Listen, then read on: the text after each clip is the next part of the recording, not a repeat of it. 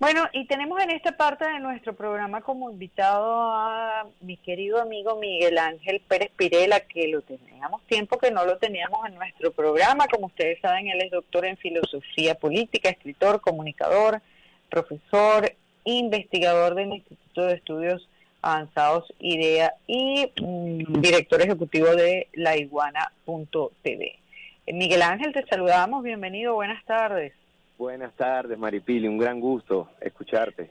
Mira, yo te voy a decir, tú no me puedes tener a mí en este abandono, para que sepas. yo reclamo pública y notoria pública y comunicacionalmente, como decimos aquí, el abandono de Miguel Ángel a este programa. No, lo niego categóricamente. hago parte de la nómina de los estatiques de este programa. Mira, Miguel Ángel, además, menos me puedes abandonar en este nivel de lío geopolítico internacional en que se ha convertido el mundo, porque cuando ya creíamos que íbamos a salir de lo del coronavirus y que medio se estaba enderezando la cosa, bueno, ahora resulta que estamos casi que a las puertas de la Tercera Guerra Mundial, ¿no? Pero figúrate tú que inesperado esto, Maripili, ¿eh? No, de verdad. En los años 40. Esto de repente es como la Guerra Fría, pero 2.0, ¿no? Una así mismo así. Es, qué buena definición, así mismo es. Es increíble lo que estamos viviendo, además, la manera tan vertiginosa como se han venido produciendo estos acontecimientos, y además termina Venezuela, para no perder la costumbre, terminamos los venezolanos metidos en este lío casi sin tener nada que ver, pero de repente la cosa salpicó para acá.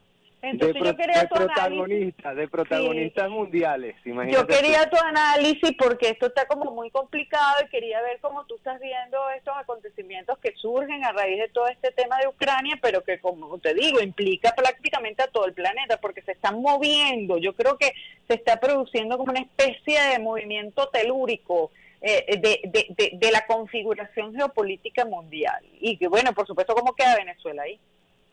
Claro, no, tienes toda la razón. Se trata de movimientos telúricos que van a cambiar todos los equilibrios geoestratégicos a nivel planetario. Comienzo por un ejemplo acaso inesperado. El tema de la alimentación. El primer productor a nivel mundial de trigo es Rusia, pero el segundo es Ucrania.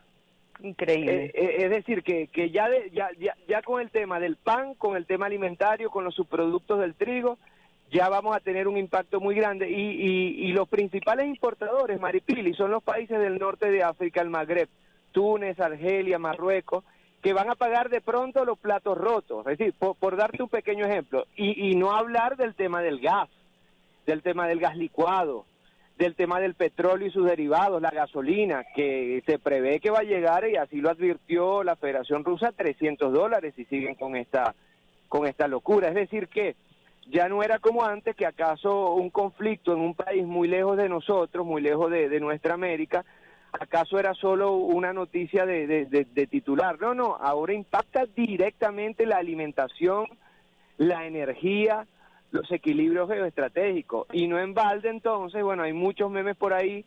Hay uno, ¿cómo se llama este ricachón, este empresario de los Simpsons? Mr. Burns llega con un ramo de flores. Venezuela, ¿por qué tan sola? Por ejemplo, que nosotros pasamos de ser los parias internacionales a prácticamente decidir el futuro energético del mundo, porque ahora los Estados Unidos están tocando, imagínate tú, las puertas de Venezuela o de Irán. Dos países archisancionados, archibloqueados, dos países que hemos tenido que vivir en carne propia precariedades, que nuestro pueblo ha tenido que vivir precariedades en los últimos años por obra y gracia del Espíritu Santo de Trump, bueno, de Obama primero, de Trump y ahora de Biden. Resulta que ahora resulta que somos importantes dentro de los equilibrios geoestratégicos. Es decir, todo está cambiando muy rápidamente. Pero lo que te decía al inicio yo creo que es importante. Yo no me esperaba encontrarme prácticamente en los años 40 en las puertas de una tercera guerra mundial, y la expresión tercera guerra mundial no la digo yo, ni la dice Maripili, ni la dice Unión Radio, la dijo nada más y nada menos que Biden. Digo, estamos haciendo sanciones económicas para evitar una tercera guerra mundial, pero también la expresión Tercera Guerra Mundial se la escuché a Lukashenko.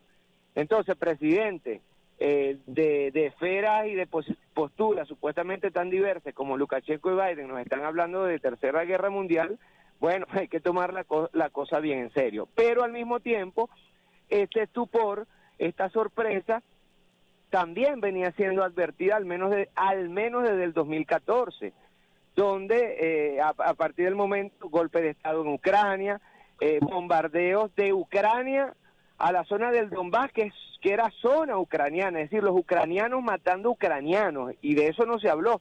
Insisto, 2014, han habido 14.000 muertos desde entonces, muertos civiles ucranianos, pero prosoviéticos, de lengua, perdón, prorrusos, imagínate tú, yo prosoviético, prorrusos de lengua rusa que han sido asesinados por Ucrania con armas de Occidente, con armas alemanas, con armas inglesas, con armas de los Estados Unidos, pero de esto no se ha hablado.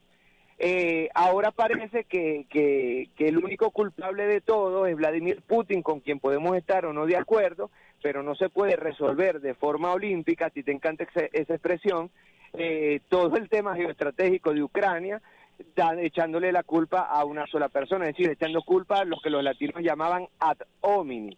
Aquí se trata simplemente de preguntarse si el señor Putin tenía otra opción que no fuese entrar en Ucrania, si la OTAN le dejó otra opción a la Federación Rusa, si la Unión Europea le dejó otra opción a la Federación Rusa, por un detalle muy sencillo, Maripili, muy sencillo y a la vez complicada, que se hizo absolutamente todo para levantar al gigante ruso, al oso ruso, que, si tú me preguntas, yo no creo que tenga ninguna intención de anexar Ucrania y nada que se le parezca, pero sí de proteger su frontera. Esta invasión, y coloco la palabra invasión entre comillas, los rusos lo llaman operación especial, depende de la narrativa en la cual se quiera imponer, pero al fin y al cabo es un conflicto que se está dando en suelo europeo. Y otra vez los Estados Unidos empujan, propician, alimentan guerras bien lejos de su territorio, pero guerras de las cuales son los principales beneficiarios, porque esto es una guerra también energética. Ya el gasoducto Nord Stream 2, que va desde Rusia, y no digo que iba, no, que va desde Rusia hasta Alemania, ya existía el Nord Stream 1, pero este Nord Stream 2 estaba listo para ponerse ya en actividad.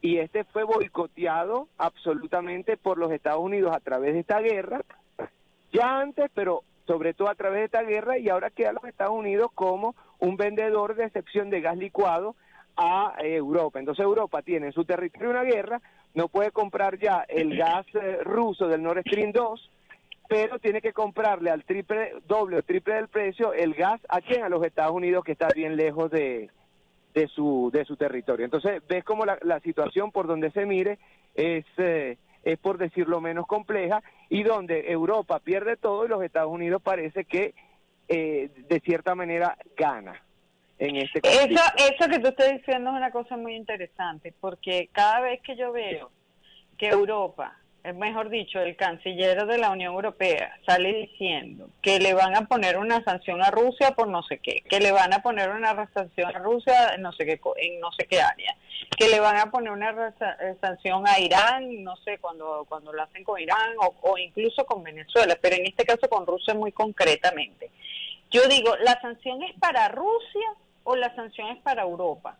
Porque yo me pregunto, ¿a quién es que a quién es que le conviene comprarle gas barato a Rusia? ¿A quién es que le conviene comprarle trigo barato a Rusia? ¿A quién es que le conviene, no sé, tener todo el intercambio comercial que tiene con Rusia? ¿Le conviene más a Rusia o le conviene a los europeos? Porque los europeos se están quedando prácticamente sin abastecimiento de un montón de cosas que son importantísimas, que ahora las van a tener que ir a buscar, a saber en dónde. En los Estados Unidos. Pero es que ni siquiera, porque vamos a estar claro, Estados Unidos, por ejemplo, no le puede vender gas a Europa. Entonces, no, sí, gas licuado, pero al doble o triple precio y viajando por todo el Atlántico. Claro, pero a eso me estoy refiriendo, o sea, lo que les puede vender y el petróleo, la gasolina, ¿dónde lo van a sacar? Entonces, tú dices, ya va, pero esto es así como que yo te quiero castigar, pero el palo me lo doy yo, una cosa Correcto. así. O sea, de verdad que yo cada vez que veo yo no estoy entendiendo, de verdad, yo no estoy entendiendo a qué está jugando la Unión Europea. Y no lo estoy entendiendo no desde América Latina, no desde Venezuela. No lo entiendo. Tú que conoces muy bien Europa, que además tienes muchos vínculos con Francia, que conoces bien la mentalidad europea. Yo no entiendo eso desde Europa, no entiendo que están jugando. O sea, los tipos están jugando a suicidarse porque de verdad es que haciéndole la corte a los Estados Unidos, su pueblo, su gente en Europa está saliendo muy afectada. No, completamente de acuerdo con el análisis que hace y si me permites adjuntar algo más, te puedo decir lo siguiente. El precio, el madrileño que va a echar gasolina desde esta semana está pagando casi al doble la gasolina. Entonces, por una parte, los están bombardeando porque Maripili, además es vergonzoso el bombardeo mediático que se le está haciendo a Europa. Espérate, el bombardeo sería lo de menos. La censura vulgar, descarada y violatoria de todos los derechos humanos que ellos se la pasan pregonando, la censura básica que están imponiéndole al ciudadano europeo. Te hablo de bombardeo y de dictadura mediática, me refiero a dos elementos. Por una parte, mira que yo he estado pegado con la BBC, con Euronews, con Deutsche Welle, con France Info en vivo las 24 horas, pero he estado pegado para ver la narrativa. Primero que todo, una narrativa dictatorial. Es una narrativa con un solo punto de vista, una narrativa completamente delirante, donde Putin es Hitler y los europeos y los estadounidenses son los defensores de los derechos humanos a nivel internacional. Pero por otra parte, Europa, el ciudadano europeo se quedó sin la posibilidad del derecho humano mínimo de contrastar información.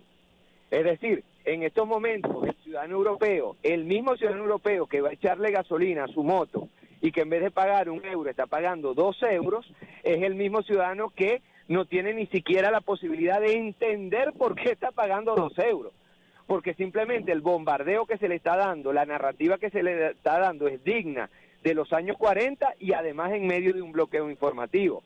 Entonces, ¿qué va a pesar más? Que es la pregunta que al fin y al cabo va a resolver el tema del ciudadano de a pie europeo. Porque no te voy a citar a Borrell. Es decir, ya Europa se quedó sin una vocería internacional.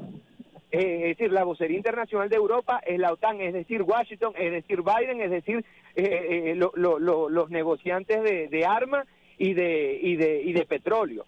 Entonces, que el ciudadano europeo, por una parte, va a quedarse con la narrativa dictatorial de que Putin es el culpable de todos los males del mundo, o va a quedarse con cuando voy a echar gasolina me cuesta el doble, porque al fin y al cabo le está pegando directamente al ciudadano europeo en el bolsillo. Y mira, que Europa, como dijo Gabriel García Márquez después que regresó, le preguntaron, ¿y Europa, después de haber vivido tú tantos años en Europa? Él respondió, oro parece, plata no es.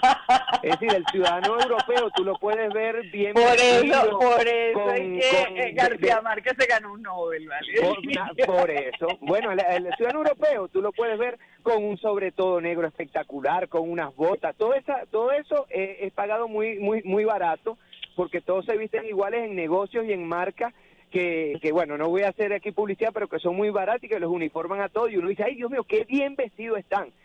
Pero al fin y al cabo están todos uniformados por cosas a low cost, a bajo costo. Pero, ¿por qué te digo este ejemplo muy puntual? Porque el europeo vive de 15 y último, Maripili. Claro. Porque el europeo no tiene apartamento propio, eso no existe, porque la mayoría de los europeos viven alquilados, porque la mayoría de los europeos ganan 1.200 euros y gastan en impuestos, depende de la profesión, hasta el 30-40%. Pero fíjate una cosa. El resto, y termino con esto, Maripili, el resto lo tienen que pagar en calefacción, escucha bien, el resto lo tienen que pagar en electricidad, el resto lo pagan en impuestos y en alquiler. Y ahora, este mismo ciudadano que vive apretadito, porque Europa no es solamente la Torre Eiffel y el Coliseo y la Fontana di Trevi. No, los europeos tienen que cambiarse cada céntimo para llegar a fin de mes. Y ahora resulta que todo le cuesta el doble, porque desde Washington le conviene venderle el gas al doble o al tercero. Pero ahora, partiendo de eso, o sea, yo no sé, estos políticos se están suicidando porque ellos imponiendo todas esas medidas que están que ellos llaman sanciones a Rusia y generando todo este problema para el abastecimiento tanto de energía como de alimentos y otro tipo de productos a su propio pueblo en Europa. Bueno, la gente va a reaccionar, la gente va a empezar a votar por otros grupos, no sé. Yo en estos días yo decía, Dios mío, ¿cuánto falta hace la Angela Merkel? Porque ella era la que mantenía los equilibrios en Europa. De verdad, yo digo, pero esta señora hay que volverle a tocarle la puerta a su casa y decir que regrese. Bueno, y cuando se va Merkel, estos señores que quedaron se están volviendo locos. Macron, cuando se va Merkel, queda Macron, que son las dos potencias que llevan la Unión Europea. Es Alemania y Francia. Pero ¿quién es Macron? Un político, un enano de la política que llega ahí y fue colocado en la presidencia de Francia por la banca estadounidense. Bueno, y no te olvides lo que hizo en Libia. No te olvides. Y él y antes de él Sarkozy fueron los primeros que bombardearon Libia, claro que sí. Entonces, ¿qué va a pasar? Y te doy completamente la razón. Primero van a emerger partidos políticos de extrema derecha en toda Europa, que ya hay muchos en el poder. Lo primero que va a pasar. Lo segundo es que se va a disparar la crisis. Los europeos esperaban un crecimiento de 4 puntos, ya eso no va para el baile. Ahorita van a entrar en una crisis que es la crisis post-pandémica. Tercero y muy importante, va a crecer la xenofobia también ahí, porque lo que están haciendo, por cierto, a un territorio muy xenófobo como el territorio europeo, la narrativa mediática le está alimentando además la rusofobia y en general la xenofobia. Los europeos están saliendo, ¿tú te recuerdas cuando la guerra de Irak, las guerras de Afganistán, la guerra de Libia, la guerra de Siria? Los europeos salían a protestar por decenas de miles. En estos días convocaron una manifestación en pro de Ucrania en Madrid y no llegaban a 2.000, porque el europeo está oliendo que algo no está bien, que no le están echando el cuento como es. Y además, por ejemplo, Polonia, por darte el ejemplo de un país europeo, bueno, los bombardeos ya están a 20 kilómetros de Polonia, en la frontera con Ucrania. Es decir, que ya el europeo medio está comenzando a oler la pólvora cerca de su territorio. Y todo esto para apoyar ¿a quién? A la OTAN, a Biden, para apoyar ¿a quién? A los vendedores de gas licuado de los Estados Unidos a Europa. ¿Para apoyar a quién? A los vendedores de armas de los Estados Unidos. Y, es decir, el ciudadano europeo ya se dio cuenta que lo metieron los políticos, los burócratas que se reúnen en Bruselas, los burócratas de la Unión Europea, lo metieron en tremendo problemón. Y es un problemón que ellos van a pagar, insisto yo, cotidianamente, el día a día. Y esto no lo estoy diciendo yo, esto lo han dicho altos funcionarios alemanes que dan la razón al comentario que tú me acabas de hacer, que están diciendo, epa, está bien las sanciones, pero no podemos seguir avanzando sanciones que nos están sancionando a nosotros mismos. Ahora, fíjate una cosa, Miguel Ángel, me quedan 2 minuticos, pero yo no puedo dejar de preguntarte esto, no puedo dejar de preguntarte. Yo no sé tú, pero yo no me imaginé que yo iba a ver entrando por la puerta del Palacio de Miraflores a Juan González. Yo esa no me la esperaba. O sea, yo en mi mejor escenario de tratar de mejorar las relaciones entre Estados Unidos y Venezuela. Tú sabes que yo le sigo mucho el pie, yo sigo meticulosamente el tema de las relaciones entre Estados Unidos y Venezuela. Y yo en mi mejor escenario no me imaginé que yo iba a ver a Juan González entrando por la puerta del despacho de Nicolás Maduro. Esa no me la esperaba yo. Así que, ¿cómo tú ves? Mira, decía un presidente colombiano cuyo nombre no voy a mencionar, decía que la política es tan cochina que hace que la madre se convierta en suegra. Algo así. Mira, yo creo que Venezuela tiene en estos momentos una oportunidad de oro para posicionarse geoestratégicamente y ayudar a ciertos equilibrios, y también para pensar en sus propios intereses.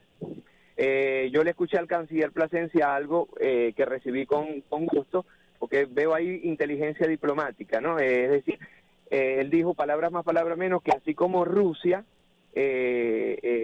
aliada de Venezuela, siguió teniendo acuerdos comerciales con los Estados Unidos durante todos estos años, Venezuela, aliada de Rusia, podría hacer lo propio con los Estados Unidos. Y hay otro elemento fundamental aquí, que tenemos a un presidente, Nicolás Maduro, con el que vino a reunirse los representantes de los Estados Unidos. Él no se desvió para ninguna asociación de vecinos donde pueda ser presidente Guaidó o algo que se le parezca, no. Fueron a Miraflores, al salón presidencial principal, y Nicolás Maduro es de los políticos venezolanos, si no el político venezolano, que más experiencia en términos internacionales tiene. Fue muchos años canciller de Chávez, conoce muy bien la política de los Estados Unidos, conoce muy bien los lobbies de los Estados Unidos, por haber hecho parte también del grupo de Boston. Y toda esta coyuntura, entonces, yo estoy seguro que va a ser manejada de la forma más inteligente, y aquí me permito ser nacionalista, no chauvinista, de la forma más inteligente, en pro de los intereses de la República Bolivariana de Venezuela, y más específicamente del pueblo venezolano, que ha tenido que soportar tantas calamidades, pero tantas, por obra y gracia del gobierno de los Estados Unidos, Obama, Trump, Biden, por obra y gracia de una oposición extremista y entreguista, cuyo personaje más conspicuo es Guaidó. Y Venezuela, la República Bolivariana de Venezuela, el gobierno de la República Bolivariana de Venezuela en estos momentos tiene en sus manos la posibilidad de tranquilizar estos sufrimientos que ha venido teniendo el pueblo venezolano a través de una estrategia, de una táctica y estratégica bien inteligente, diplomática, comercial, energética, para tratar que Venezuela salga airosa de esta crisis que ya es mundial, que ya es planetaria. Entonces, es bien interesante que los Estados Unidos ahora necesite de un país que bloqueó, que sancionó. Es bien interesante también que Venezuela mantenga las mejores relaciones con la Federación Rusa, y yo te diría, como dice aquel bolero mexicano, a todas diles que sí, pero no les digas cuándo. Bueno, te agradezco mucho, Miguel Ángel, que hayas estado con nosotros, y no te pierdas tanto, ¿viste? No, chica, no. Más bien, gracias a ustedes por la invitación, y hablar contigo para mí siempre es un gran placer, querida Maripili. Gracias. Amigos, Miguel Ángel Pérez Pirela, doctor en filosofía política, escritor, comunicador, profesor e investigador del Instituto de Estudios Avanzados IDEA, es director ejecutivo de laiguana.tv.